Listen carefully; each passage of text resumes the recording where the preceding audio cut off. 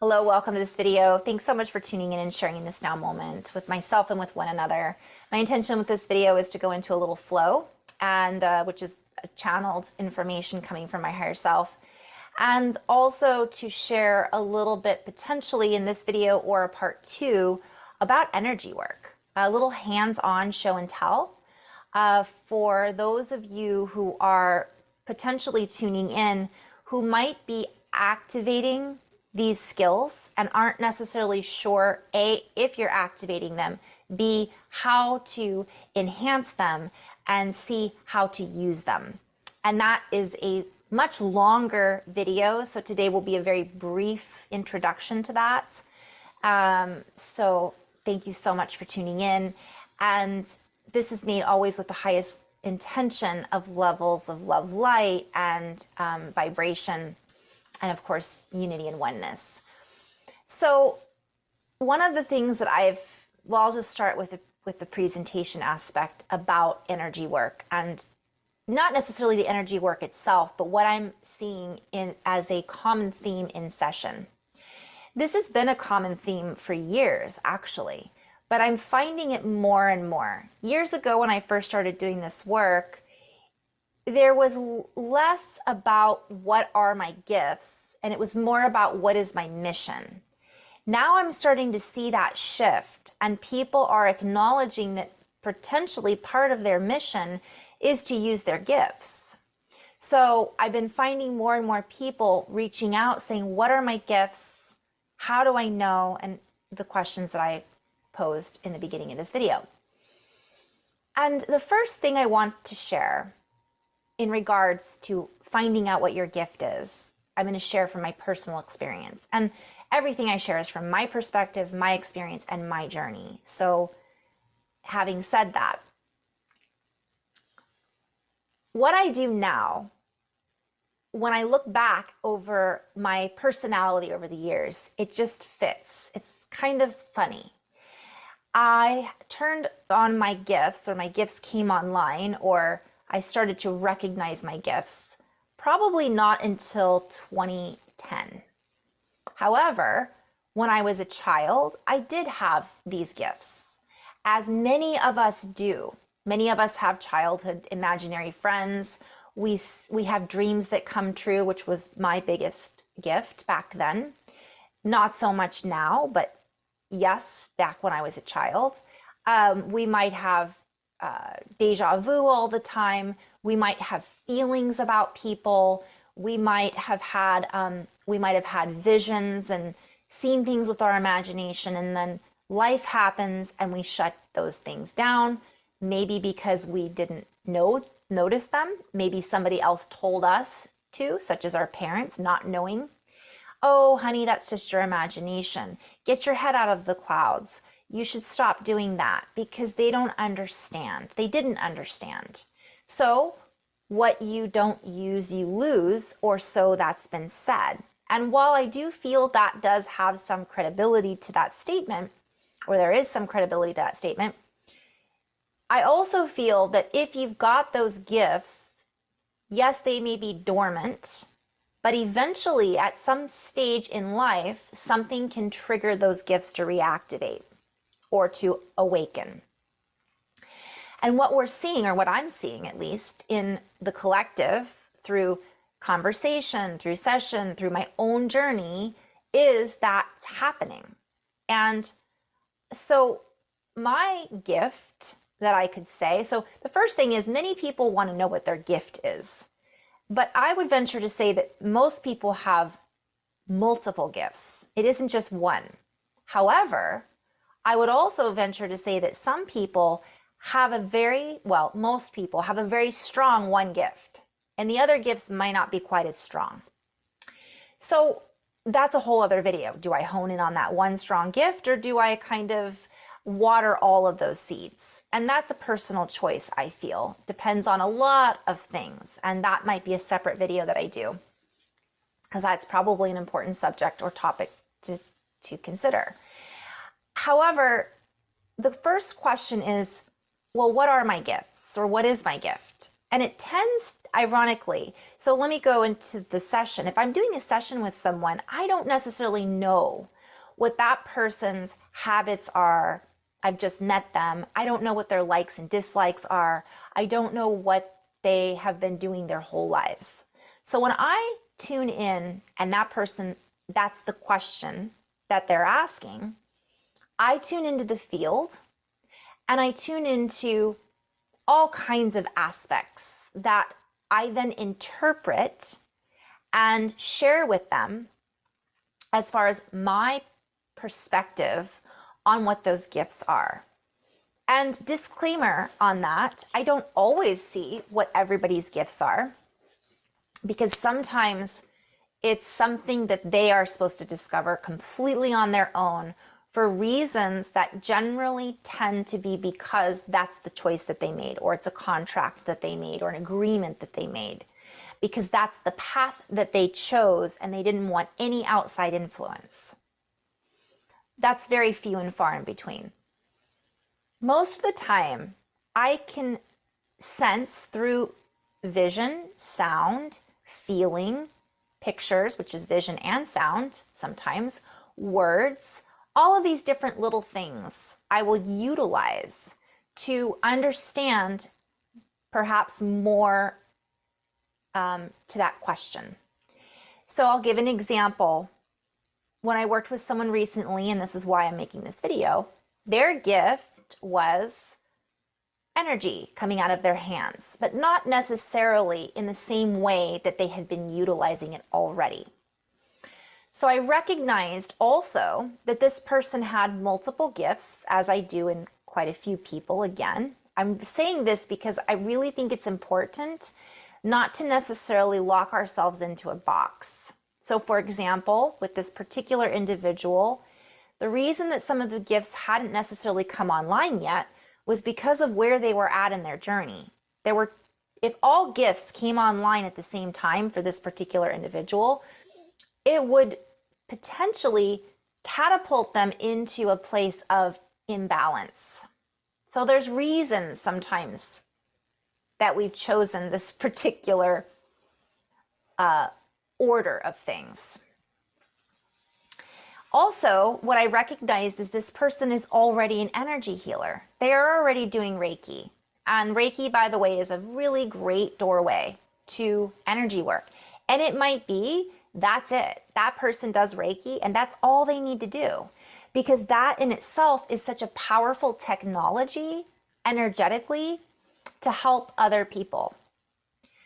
However, if you've ever had a Reiki session, you may have noticed, if you've had multiple Reiki sessions, that it's different every time you have a session. And from my perspective, the reason that it's different is because the person giving the session is holding a different field, a different energy, a different space, a different perspective, so on and so forth. They have a different style, even though they're using the same symbols that are offered in the Reiki technology. They're offering the same spin that those symbols represent. However, they're not the same person offering that spin. So sometimes it's going to come with more force. Sometimes it's going to come out more feminine or softer. Sometimes it can be more activating in certain energy centers than others, because that person has more power potentially channeling through those particular energy centers. And this is, again, another video I could do as a separate presentation around energy work. Simultaneously, the person that's receiving the treatment, we'll say, also is holding a different space and energy, space in the field, in the biofield, in the body, while they're receiving the work. So every time it's going to be a little different. Simultaneously, when we are utilizing our gifts, that will shift and morph sometimes according to all of those things I just listed. And that is affected by how we're feeling, what we're thinking about, what we're processing and integrating, what stage or phase of life we are in. and our experience in general. How clear we are, how much, what we've been eating sometimes, who we've been around, right? So everything is energy. So it's all connected. And we're just going to go back to the Reiki practitioner, someone who's been doing Reiki. So I acknowledge that this person was an energy healer. And indeed they were. But what I saw was them starting to use their energy in a different way. And I have seen this in different readings for different people, because it's not just, sometimes we want this unique gift that makes us different than everyone else. But what I'm here to share is that we are the unique gift that is different than everyone else. So if we were all doing Reiki, it would still feel different, because each of us holds a unique signature, vibration, so on and so forth. So for some of us with the hands, we can do a lot more than just moving energy with our hands. We can actually see, for example, with our hands. We can interpret things with our hands.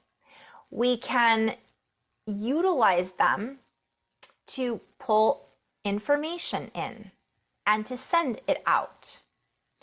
We can do that with many body parts, but I'm specifically focusing on this for now because this is a really great place to start. As I'm talking about this, my hands are heating up. So, with this particular individual, I had seen her eyes in her hands turning on. So the vision I had was her reading cards. I always see games when I do readings, different games that represent different things. Because this is a play, right? We're playing in this field is how I look at it. And I had seen her reading tarot cards face down and being able to see the cards without flipping them over. Now, I'm sharing this because I have to interpret this message, this vision that I'm having. So in her gift, it was being able to see through her hands. So we can utilize that, though, in a myriad of ways, because the next question is, well, what do I do with that? Whatever you feel called to do. If you're already doing energy work, and this is the next gift that's opening for you, is utilizing that through sight, oftentimes we don't realize that we're already seeing with our hands. You know, if we touch something, we can tell the texture. We know it's an orange. We know it's a banana because we're feeling it. Well, energetically, I may be not touching my hand, but through my hand, I can interpret or visualize what that energy represents. It doesn't necessarily mean I'm going to see pictures, because this particular person said, I don't see pictures. And not everyone does, and that's okay. But you can see with the energy. So it might be that you can see heaviness. You can feel it. And so you interpret heaviness. Maybe you're interpreting the heat, and the heat might come through, well, in this case, you would see it, but it might be a flash of a color. You might put the hands on something and hear words come through. Soften. Lighter. Sadness. Anger. You might see with your hands and feel those words. You feel heavy. You feel prickly. You can then interpret that. Although I would also add to the interpreter now in this next stage of interpreting, that comes with practice. It comes with lots of practice because we can easily misinterpret something. So the next, and again, that's a totally different video, and I do plan on doing a video series on my website once I've fixed that. So we're interpreting what our sensations are, right? And that is another version of eyes to see. Now, how do we do that? Well, if we're already doing Reiki, which I'm kind of sending this out to people who are already practicing, but you don't have to be a Reiki master or certified in Reiki to practice this. You can work on yourself, which is a little more challenging because it's you. So you might doubt or second guess, what you're seeing. Work on a family member, a friend. The interpreting is important. Sometimes you're not meant to interpret it, is I guess what I want to say. Sometimes it's just meant to be felt, expressed, recognized. And it might be up to the client to make their own interpretation. Because always remember that when we're interpreting something, we're planting seeds about what it means. And I'm always try to be careful. I've gotten better. In the beginning, I tried to interpret, and it feels when you're trying to, like a little bit of resistance. So I try to be open and offer all of my perspectives on what it could mean. So when we're working with a person, it's helpful to be able to just feel or to recognize if anything else is coming through. Not looking for it, just opening to it. And that's a simple way of utilizing this. And I know that there's people that are watching this that might go, well, how? You haven't told me how. It doesn't work like that. I could say, visualize your hand as an eyeball and you're looking into the body. That might work for some people. For other people, like this client I worked with recently, they didn't feel that they had that vision technique, so it's not going to work for them. However, I would venture to say for you watching, Nicole, and for anyone else that this might benefit, what if you could see? What would it potentially look like? Now that gets tricky because now you're using your own projection, and that's where you may just want to play and practice and not necessarily tell a client, oh, I'm seeing this, that, or the other thing, because that isn't necessarily what's really going on. It could be an interpretation or you have to practice. But that's a good place to start. If I could see, what would it look like? If I could feel something, how could I interpret this feeling that I'm feeling? And that just opens it up so that you're able to open to more of the senses that you're already using. You just haven't recognized. This is something that I share in so many sessions. And again, it's different for everyone. For some people, there are specific techniques that come through. Other people, it's not. It's very broad. Because, and I'll go back to my example, for me, I'm going to kind of skip back to that just for a moment. If you're not sure what your gift is, what are your hobbies? What are your activities? And I could ask this to the person. I prefer to be able to see it and then get the validation. My human aspect, right, likes a little bit of validation to know that I'm on the right track. But if you're trying to figure this out on your own, ask yourself, what are things I really enjoy? So for me, it's a lot of things. So I am tuning into a lot of things. For other people, it's very specific. They might be a writer.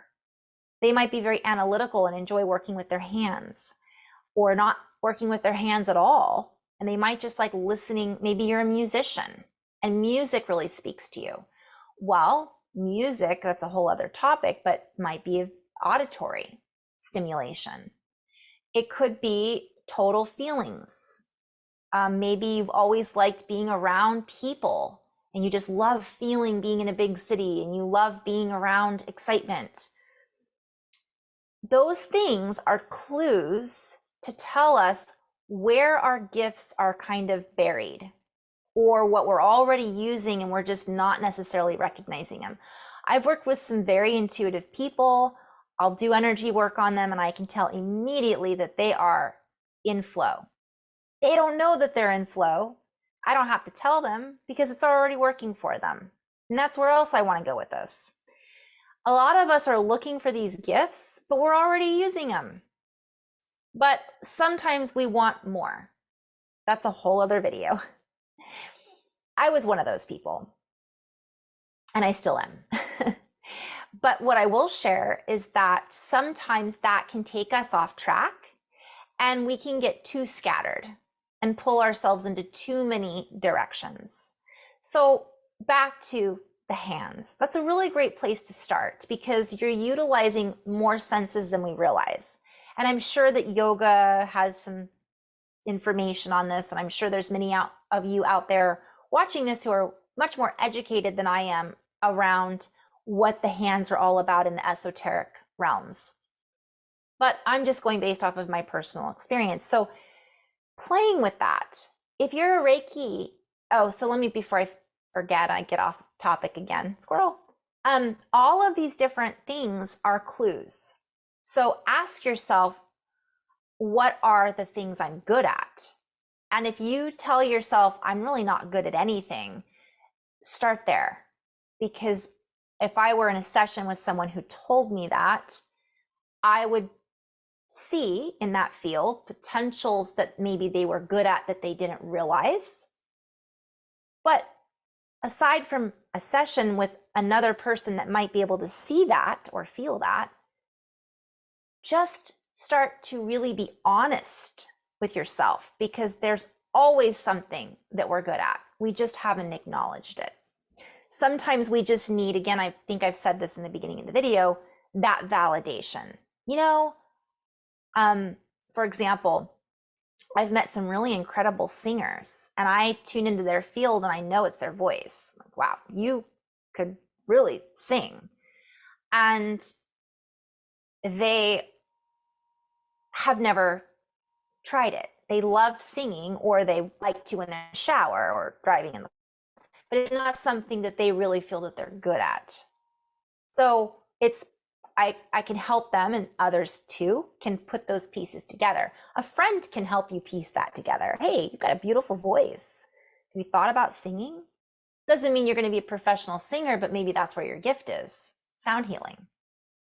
So these are all things I just really wanted to share because, and then so on that note, the friend helped put that puzzle piece together.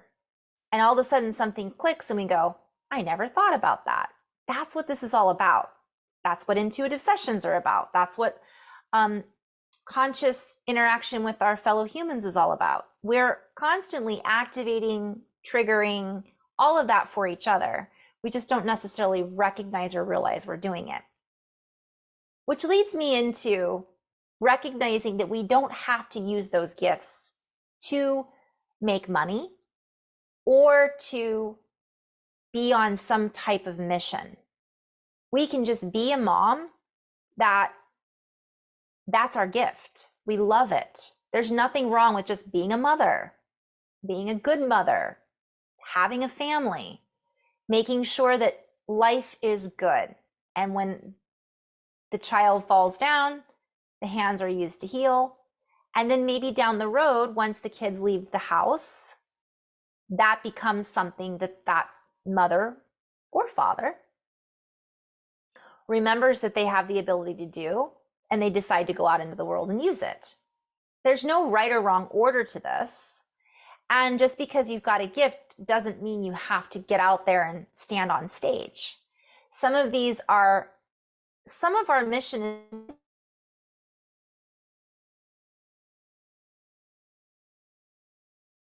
of, I'm coming back. I don't remember if I used this at the beginning because I filmed a couple of videos here recently, but sometimes when I'm standing next to someone and they've got a lot going on, I'll start yawning and yawning and yawning. And then I realize, oh, I'm transmuting some of that energy. Doesn't mean I'm doing it for them. It just means that I'm sharing space with them. And in that moment, I'm able to integrate some of that energy that's going around in the field. That may help them to a certain extent. Just like when you pat someone on the back or give them a hug, we're helping move energy. We're already doing it. We just don't recognize it. It's not called a job. So we don't necessarily acknowledge that's what's happening. But I recognize, oh, I'm transmuting some energy for her. This is great. I didn't tell her that. And I certainly didn't go into her field and start reading her, right? That's not what that was about. It just happened. And so from my perspective, that's what I was there for. I realized in that moment, oh, this is why I had an appointment with her and not someone else. I was here to be at this time to help her transmute this energy. And sometimes it's making eye contact with someone and just telling them that you really appreciate them. In that moment, you're moving energy. So I just felt called to really share that importance of that. We're doing it all the time. There's no right or wrong to that particular, like, I have to do this now because I've got this gift. If you feel called to do it and you love doing it, that's different. If it feels like you have to use it because that's why you're here, but it doesn't feel like you don't feel joy in it and like excited, then that's something to really consider. It may be that there's another gift that you might find more joy in participating in and helping others with. And it might be something as simple as teaching kids dance and not doing the energy work for a career. I'm just throwing this all out there because time and time again, I recognize from working with others that we put a lot of pressure on ourselves. And that can sometimes pull us in a direction that we thought we were supposed to go because it was our gift. We thought that was our mission. But in actuality, it's just a gift. We've got more of them. That's just one of them. And it just so happens that we can utilize that for family and friends, and that's okay too.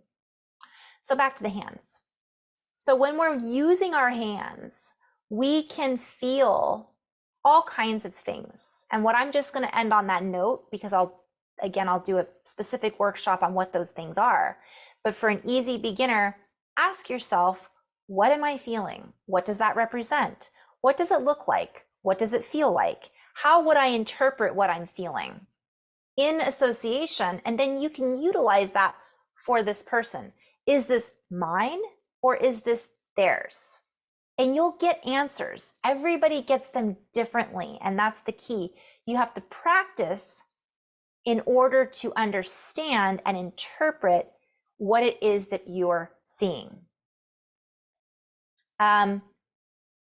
Start a journal, write down some of the things that you're seeing, feeling, and experiencing, and trust in the process.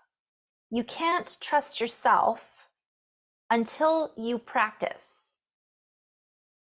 Or maybe you're just automatically so right on and so good at it that you can trust yourself because you always trust yourself. You just know.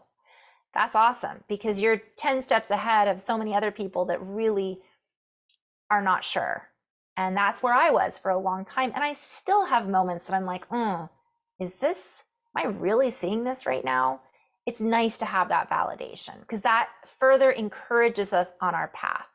So that's another thing that I shared in this particular session, which was recognizing that this individual didn't trust themselves. How did I see that? I heard it, felt it, all of the above, and then interpreted it. And sometimes I'll ask the question so that they can give me their answer, so that they can hear the sound of their own voice, so that they can say out loud what it is that I'm seeing, because that sometimes has to happen. And that's where conscious conversation is also just as important as working with the hands and energy work. I just covered a lot of bases, I know, but I really felt called to just kind of share that because this is how I work in sessions. This is how I work in my own life. And we all have a different way of working with this energy. So if your hands are turning on and you're starting to feel things with your hands, start to hone in on what those things are and play with it. Touch different objects, meaning hover. Close your eyes. What does that object feel like? What does it taste like? What does it smell like? Can you feel that? Have a friend blindfold you and you can play with, hold your hand over this. What do you feel it is? Not what do you think, although sometimes it's helpful to start with that. I don't feel anything. But what if you could? You might be way off every single time. And if that's the case, you'll just have to reassess why. And that might take practice in other areas. And that's where sessions help. I'm not just talking about with me. I'm talking about anything that enhances our extrasensory abilities. The list is endless. I know somebody out there is like, well, give us a few. Reiki, psychic readings, although that's shifted for a lot of people because we're not really, if I'm doing a psychic reading, which is what I'm always doing, I call it an intuitive reading, I'm reading the field. It's difficult sometimes psychic readings aren't necessarily about future predictions. That's something important too. That's a whole other topic. Anyways, tarot card readings, sound healing, extremely powerful. Cranial sacral therapy, I think it's cryotherapy, light therapy, yoga even.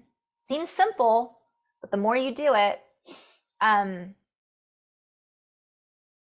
and on and on. Just start to look into any homeopathic or I don't know if progressive is the right word, esoteric healing modalities, right? Just start to play with it and see what you're called to check out. Because sometimes we're really called. I thought I was going to be a cranial sacral therapist and I was full on, this is what I'm going to do. And then I got called into other things. But by me going through that training, it enhanced everything else I was experiencing. Therefore, it activated me in many different ways through the experience. So that's the next message, is it's about having the experience. Sometimes when I am working with someone, it isn't about me telling them what I see in their field.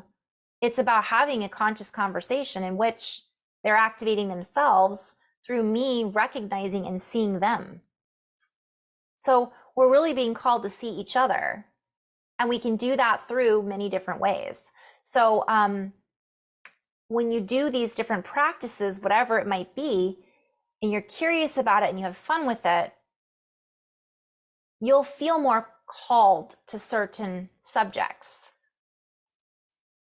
I'm also hearing right now, don't, again, trust is what's coming up. So you might be called to a certain subject and then you go, oh, I'm not gonna, that's silly. Why would I even have thought that? That's an example of the universe giving you a gift, a synchronicity, a thought, your intuition, and we sometimes ignore it. I still do that. So don't ignore it. If you feel called to check it out, check it out. It's good, for a good reason, positive. Obviously, there's certain things that you probably, okay, I'm being called to bring that up. Curiosity can be dangerous. Healthy curiosity for something that is beneficial. I'm not talking about the information curiosity. That's a completely different topic, and that's a completely different vibration. This is merely curiosity about things that we feel inspired by, that feel fun, that feel like, I wonder what that is. That sounds like it could be interesting. That's what I'm talking about. So again, that other subject could be a completely different video as well. I hope someone found this helpful about all the stuff that I'm presenting. And in the meantime, in love and light, namaste.